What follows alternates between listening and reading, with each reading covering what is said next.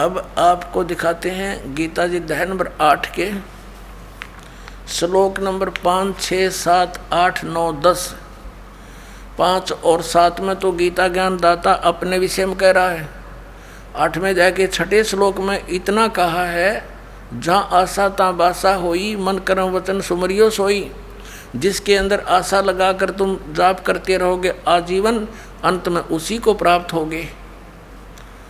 अब देखना अध्याय नंबर 8 का अब श्लोक नंबर हम 5 पढ़ेंगे। अब हमने ये भी पढ़ दिया था, अब थोड़ा सा फिर रिमाइंड कराते हैं, भूल गए होंगे। 8वें अध्याय के प्रथम मंत्र में गीता ज्ञान दाता से अर्जुन ने पूछा किम तत्परम। आपने 7वें अध्याय के 29वें श्लोक में जिस तत्परम को तत् ब्रह्म, उस ब्रह्म को, संपूर्ण अध्यात्म को, संपूर्ण कर्मों को जानते हैं, वो जो मेरे शरण होकर जरा और मरण से छूटने के लिए प्रयत्न करते हैं, वे पुरुष तत्ब्रह्म को, और अर्थात उस ब्रह्म को, संपूर्ण अध्यात्म को, कर्मों को जानते हैं। यहाँ अर्जुन ने पूछा था 8वें अध्याय का प्रथम मंत्र में किम तत्ब्रह्म। इस गीता ज्ञानदाता ने 8वें अध्याय के 3रे श्लोक में, 8वें अध्याय के ये 3रे श्लोक में उत्तर दिया, वह परम अक्षर ब्रह्म है। अब हम 8वें अध्याय के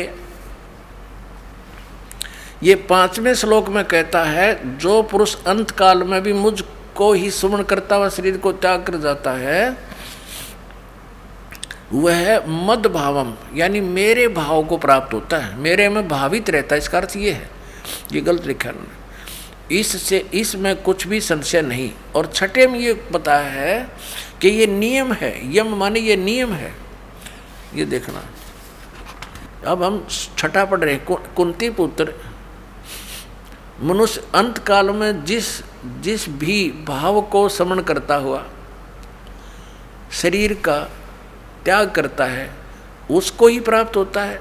सदा उसी भाव से भावित रहता, तद्भाव भावती, तद्भावम तद्भाव भावती। ये क्या बताया है कि जो अंत में उसी जिसके आस्था रहेगी उसी को प्राप्त होगा, जहाँ साता वासा हुई। और यहाँ 7वें में कहा है कि इसलिए सब प्रकार से सब समय में मेरा स्मरण कर, अनुसमर, मेरा स्मरण कर और युद्ध भी कर,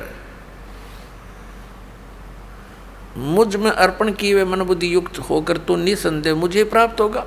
अब 8वें में फिर क्या कहा है कि यदि अब अभ्यास योग युक्तेन चेतसा, यहाँ देखना इनके अनुवाद नहीं का पढ़ते हैं। हे पार्थ, ये नियम तो पहले वाले में था। हे पार्थ, परमेश्वर के ध्यान के अभ्यास रूप योग से युक्त दूसरी ओर न जाने वाले चित्त से, यानी उस परम अक्षर ब्रह्म के, हे पार्थ, ये नियम है कि परमेश्वर के ध्यान के अभ्यास रूप योग से युक्त दूसरी ओर न जाने वाले चित्त से निरंतर चिंतन करता हुआ मनुष्य परम दिव्य पुरुष, यानी परम अक्षर ब्रह्म को, उस परम प्रकाश रूप दिव्य पुरुष परमेश्वर को ही प्राप्त होता है ना। उससे दूसरा हो गया गीता ज्ञानदाता से।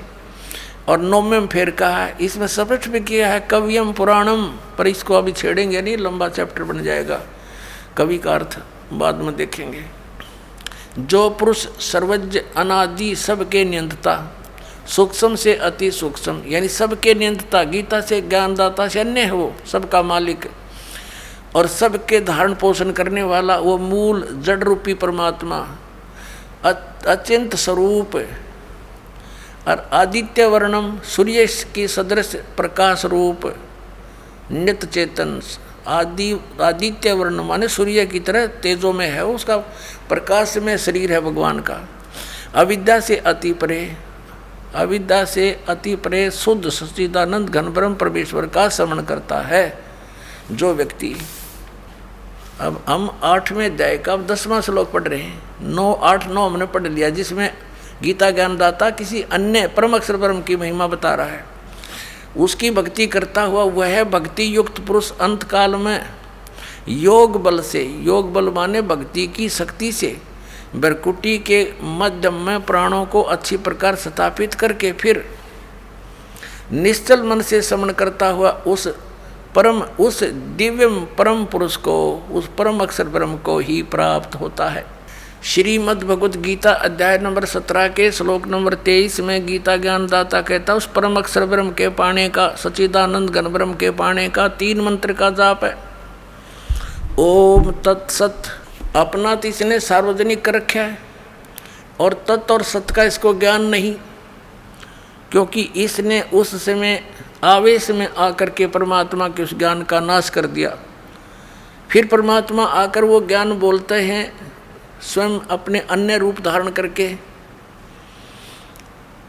तो ये इसके एजेंट समझ नहीं पाते। परमात्मा इस तरीके से उसको अपनी वाणी में छुपा कर जाते हैं, फिर या स्वयं आते हैं या अपना दास भेजकर अपने बच्चों तक उस ज्ञान को फिर सार्वजनिक कराते हैं। अब 17वें अध्याय के 23वें श्लोक को फिर दिखाते हैं आपको, देखिएगा। ये श्रीमद् भगवद गीता 17वें अध्याय का 23वां श्लोक दिखाते हैं, अध्याय नंबर 17 का ये 23 नंबर मंत्र है। ओम तत्सत इति निर्देश ब्रह्मण त्रिविध समृत ब्राह्मणा तेन वेदा च यज्ञा च विहिता पुरा। ओम ओम तत् तत् सत सत। ओम तो सीधा है, तत् और सत ये गुप्त है, सांकेतिक है। ऐसे यह 3 प्रकार का सच्चिदानंद घन ब्रह्म का नाम कहा है, वो परम अक्षर ब्रह्म का नाम कहा है। अब ये क्या स्पष्ट हुआ कि श्रीमद् भगवत गीता में गीता ज्ञानदाता ये ऑप्शन छोड़ रहा है कि उस परम अक्षर ब्रह्म के पाने की विधि उस सूक्ष्म वेद में है। उस ज्ञान को तू तत्वदर्शी संतों के पास जाकर समझ, वो सच्चिदानंद घन ब्रह्म की वाणी में निहित है। अपने आत्माओं, ये 3 अक्षर का मंत्र जो है ये साधना है। अब क्या है, जैसे हमारा जो इष्ट है वो तो परमात्मा सतपुरुष कबीर साहब है, हमारे इष्ट देव अनंत कोट ब्रह्मांड के रचनहार कुल के मालिक ये कबीर साहब, कबीर देव, कबीर परमेश्वर जी हैं, जो बनारस में काशी शहर में एक जुलाहे की भूमिका करके तत्व ज्ञान का प्रचार करके अपनी समर्थता का प्रमाण दे करके सह शरीर आए थे, सह शरीर चले गए थे। ये हमारे पूज्य इष्ट देव हैं। अब जैसे हमें जल की महिमा का पता है और जल प्राप्त करने के लिए हमने जो भी साधन अपनाने पड़ेंगे, जो साधना करेंगे, वो तो मजदूरी है, वो साधना है। और उद्देश्य क्या है, वो जल प्राप्ति है, वो हमारा उद्देश्य है। तो जो साधना में हम औजार प्रयोग करेंगे वो हमारे उपास्य नहीं है, वो साध्य नहीं है, वो साधना है। हमारे जो प्राप्ति वो जल है, हमारा उद्देश्य जल प्राप्ति है। तो जैसे इस ओम और तत् सत ये 3 मंत्र का जाप है, हमने उस परम अक्षर ब्रह्म को पाना है। उस गीता जी अध्याय नंबर 18 के श्लोक नंबर 62 में गीता ज्ञानदाता कहता कि अर्जुन तू सर्वभाव से उस परमेश्वर की शरण में जा, उसकी कृपा से ही तू परम शांति को और सनातन परम धाम को प्राप्त होगा।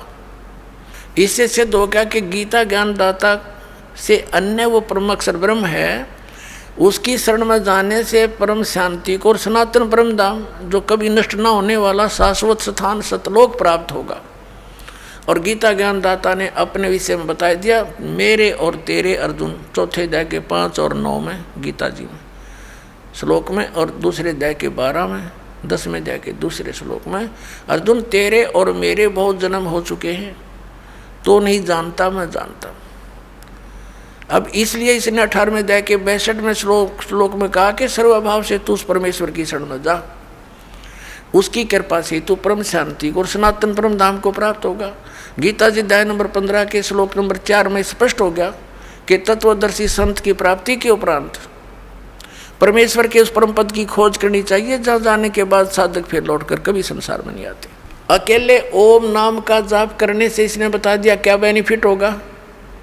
8वें अध्याय के 13वें श्लोक में कि इसका सेवन करेगा तो परम गति को प्राप्त होगा। ओम नाम से होने वाली वो श्री देवी भागवत में और 8वें अध्याय के 13वें श्लोक में श्रीमद् भगवद गीता ने स्पष्ट कर दिया कि वो ब्रह्मलोक में को जाएगा। वहाँ ब्रह्मलोक की ब्रह्म की साधना है और वहाँ गए हुए प्राणी भी लौट कर आते हैं, जन्म मृत्यु होती रहती है। अब वो साधना कौन सी है जो परम अक्षर ब्रह्म की प्राप्ति होगी, शाश्वत स्थान प्राप्त होगा जहाँ जाने के बाद फिर लौट कर कभी वापस नहीं आएंगे। वो साधना है जो दास आपको देता है और उसका संकेत इन पवित्र सदग्रंथों में आपको दिखा दिया। अब 17वें अध्याय के 23वें श्लोक में श्रीमद् भगवद गीता में 3 मंत्र बता दिए। ओम तत्सत। ओम और तत् ये 2 अक्षर का मिलकर एक सतनाम बनता है। ओम तो सार्वजनिक है, तत् ये सांकेतिक है। परमात्मा ने कहा था कि हमने जो मूल ज्ञान है वो अभी गुप्त रखा हुआ है और जब तक ये पिछली पीढ़ी का समय नहीं आएगा तब तक हम इसको सार्वजनिक नहीं करेंगे, नहीं तो इन काल के द्वारा चलाए गए पंथों के पंथियों, इन गुरुओं के हाथ लग जाएगा ये मंत्र, तो ये भी वही नाम देने लग जाएंगे और फिर वो अधिकारी होंगे नहीं और फिर हमसे कोई परिचित हो नहीं सकेगा। अधिकारी के बिना प्राप्त इस नाम की प्राप्ति का भी कोई लाभ नहीं। अनधिकारी से प्राप्त करके जाप करने व्यर्थ है, तो इसलिए इसको गुप्त रखा था। अब ये 2 अक्षर का मंत्र है, इसमें एक तत् है एक ओम है। ये 2 अक्षर का मंत्र सतनाम है। अब इसका कितना काम है, जैसे हमने जल प्राप्ति करनी है तो बोकी लगाई जाती है हैंडपंप लगाने के लिए। जल प्राप्त करने के लिए ज़मीन से हैंडपंप लगाना होता है। हैंडपंप हमारा पूज्य नहीं है, वो तो साधना है, हथियार हैं, औजार हैं, जल प्राप्ति के इंस्ट्रूमेंट हैं। तो ये ओम तत्सत जो मंत्र हैं ये इंस्ट्रूमेंट है, ये औजार हैं उस सतलोक में जाने के, उस सतपुरुष के पाने के। तो ये हमारे पूज्य नहीं है, ये मंत्र हमारे पूज्य नहीं है और ये बुरे भी नहीं है, क्योंकि इनसे हमें भगवान मिलेगा, हमें जल मिलेगा। तो ओम और तत् का काम है श्वास उश्वास का सिमरण करना पड़ता है। एक मंत्र को बाहर छोड़ना है, एक को अंदर लेना है। तो ये समझो जैसे हम बोकी लगाते हैं पृथ्वी पर, पृथ्वी के अंदर उसको खोदते हैं। बोकी होती है लोहे की पाइप सी और उसको मारते हैं नीचे, तीखी होती है आगे से वो, और उसमें मिट्टी भरती चली जाती है, मिट्टी को बाहर निकाल देते हैं, फिर उसको फिर मारते हैं। तो वो फिर साथ के साथ उसमें पाइप भी डाउन करते जाते हैं, लोअर करते रहते हैं। तो वो बोकी और पाइप का काम है वो जल तक पहुंच जाना। जल प्राप्ति नहीं करवा सकती बोकी और वो पाइप। जल प्राप्ति के लिए हैंडपंप लगाना पड़ेगा उसके ऊपर, फिर वो हैंडपंप हिलाना पड़ेगा, तब वो जल मिलता है। ऐसे ओम और तत् ये 2 अक्षर का मंत्र तो समझो बोकी मारनी है श्वास उश्वास से। और जब कारीगर यानी मैकेनिक मिस्त्री हैंडपंप लाने वाला ये देख लेगा कि अब हैंडपंप बांधने का लगाने का समय आ गया है, जब जल मिलेगा, तो वो तभी उस पे हैंडपंप लगाता, नहीं तो कहता रहता है वो की ओर मारो और लगाओ, लगे रहो। तो पुण्यात्माओं, जिस समय आपका इस सतनाम की भक्ति की कमाई, आपकी भक्ति की कमाई जब सही हो जाएगी, उस समय सारनाम दिया जाएगा। ये सारनाम समझो हैंडपंप है, और हैंडपंप का भी फिर सिमरण करना है, उसकी मजदूरी करनी है, उसकी साधना करनी है, तब वो जल मिलेगा। तो ये तीनों मंत्र, आदि नाम भी कहते हैं सार नाम को, आदि नाम, और सतनाम को कहते हैं 2 अक्षर का, ये ओम और एक तत्। तो इन तीनों मंत्रों के साधना से हमें परमात्मा मिल जाएगा।